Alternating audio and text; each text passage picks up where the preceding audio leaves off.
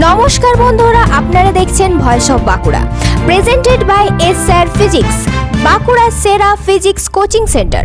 আজ রাজ্য সরকারের অন্তর্বর্তীকালীন বাজেট 2026 সালের বিধানসভা ভোটের আগে একটাই তৃতীয় সরকারের শেষ বাজেট, আর তাই রাজনৈতিকভাবে অত্যন্ত গুরুত্বপূর্ণ।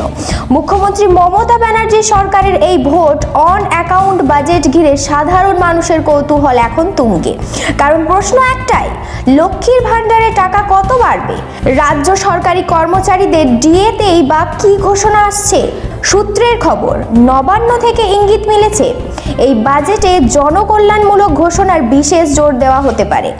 বর্তমানে জেনারেল ক্যাটাগরির মহিলারা পাচ্ছেন মাসে 1000 টাকা, এসসি ও এসটি শ্রেণীর মহিলারা পাচ্ছেন 1200 টাকা। ভোটের বছরেই এই অঙ্ক আরও বাড়তে পারে বলে জোর জল্পনা। শুধু তাই নয়, রাজ্য সরকারি কর্মচারীদের মহার্ঘ ভাতা অর্থাৎ ডিএ অন্তত 4% বাড়তে পারে বলেও খবর। সপ্তম বেতন কমিশন গঠন নিয়েও আলোচনা চলছে জোর কদমে। আর এখানেই শেষ নয়, অঙ্গনওয়াড়ি কর্মী, আশা কর্মী, হোমগার্ড, সিভিক ভলেন্টিয়ার এই সমস্ত অস্থায়ী কর্মীদের ভাতা বৃদ্ধির সম্ভাবনাও উড়িয়ে দিচ্ছেন না বিশেষজ্ঞরা। পাশাপাশি থাকতে পারে নতুন পুলিশ নিয়োগ, কর্মসংস্থানের ঘোষণা, মধ্যবিত্তদের স্বস্তিতে করছাড়, গ্রামীণ ও শহরে পরিকাঠামোর উন্নয়নের পরিকল্পনা।